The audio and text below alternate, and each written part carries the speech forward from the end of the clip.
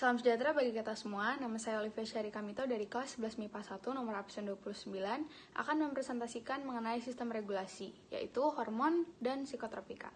Sistem hormon merupakan sinyal organik yang dihasilkan oleh kelenjar endokrin atau kelenjar buntu, karena ia tidak memiliki saluran tersendiri.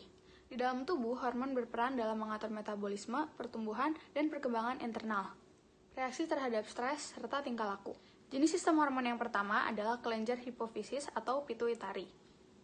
Letaknya ada di lekukan tulang sela tursika dan di bagian tengah tulang baji. Kelenjar ini memiliki 3 bagian dan memiliki fungsi masing-masing. Bagian yang pertama adalah lobus anterior di bagian depan, intermediate di tengah, dan posterior di belakang. Yang kedua ada kelenjar epifisis atau pineal. Kelenjar ini diberi nama pineal karena bentuknya seperti biji pinus. Letaknya ada di otak bagian atas. Kelenjar ini memproduksi serotonin turunan dari melatonin, atau yang mempengaruhi pola bangun dan tidur kita. Yang ketiga ada kelenjar tiroid atau kelenjar gondok. Kelenjar ini terdapat di leher bagian depan di sebelah jakun dan terdiri dari 2 lobus. Salah satu hormon penting yang disekresikan oleh kelenjar tiroid adalah tiroksin. Tiroksin sendiri mengandung yodium. Fungsi dari kelenjar tiroid yang pertama adalah meningkatkan sintesa protein. Yang kedua, memberikan efek terhadap pertumbuhan. Yang ketiga, memberikan efek pada metabolisme lemak dan karbohidrat. Dan yang terakhir, memberikan efek pada berat badan. Kelenjar selanjutnya adalah kelenjar anak gondok atau glandula paratiroid. Kelenjar ini mensekresikan hormon yang dinamakan paratormon atau PTH. Kelenjar anak gondok terdiri dari 4 struktur kecil yang menempel di permukaan kelenjar tiroid, seperti pada gambar. Kelenjar selanjutnya adalah kelenjar timus. Kelenjar ini merupakan kelenjar penimbun hormon somatotrof atau hormon pertumbuhan. Hormon pertumbuhan ini tidak dapat berfungsi lagi setelah dewasa. Fungsi dari kelenjar timus yang pertama adalah menghasilkan timosin. Yang kedua, sebagai kekebalan tubuh manusia. Dan fungsi yang terakhir adalah penghubung sentral pertahanan tubuh sendiri. Selanjutnya, kelenjar anak ginjal atau glandula adrenal. Kelenjar ini terdiri dari 2 struktur kecil yang terletak di atas tiap ginjal. Kelenjar ini terdiri dari 2 bagian yang berbeda. Bagian yang luar dinamakan korteks adrenal, sedangkan yang di dalam dinamakan medula adrenal. Bagian medula menghasilkan hormon adrenalin atau epinefrin. Adrenalin ini berpengaruh pada penyempitan pembuluh darah, sehingga mengakibatkan tekanan darah dan denyut jantung meningkat.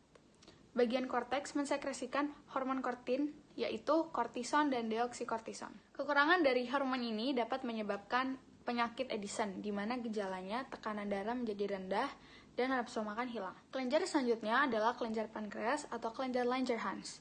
Langerhans adalah sekelompok sel yang tersebar di seluruh pankreas dan kaya akan pembuluh darah. Kelenjar ini menghasilkan hormon insulin dan glukagon. Insulin berfungsi untuk mengubah gula darah atau glukosa menjadi gula otot atau glikogen.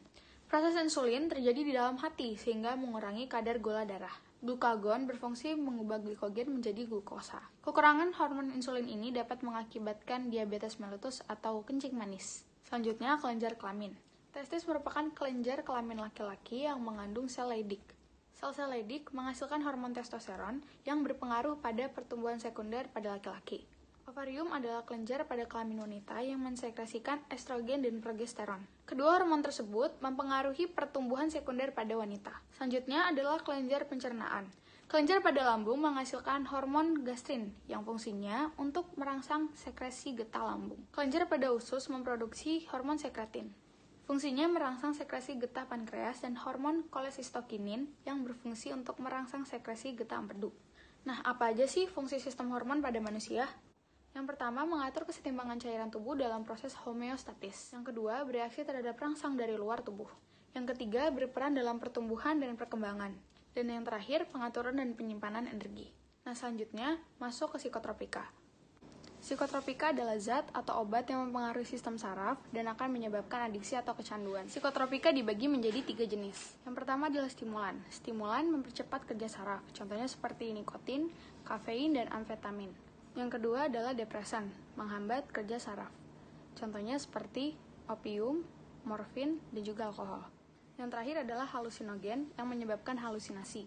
Contohnya seperti marijuana, LSD, ekstasi, dan juga sabu-sabu. Kelainan dari psikotropika yang pertama adalah gegar otak, migrain, amnesia, Alzheimer atau pikun, lalu epilepsi, Parkinson, stroke, skizofrenia, lupus, dan yang terakhir neuritis. Dampak dari psikotropika yang pertama adalah terganggunya sistem sel saraf, yang kedua terjadinya adiksi atau kecanduan, dan yang ketiga sirosis hati atau kanker hati. Itu saja yang dapat saya sampaikan. Kurang lebihnya jika ada salah kata, saya mohon maaf. Terima kasih.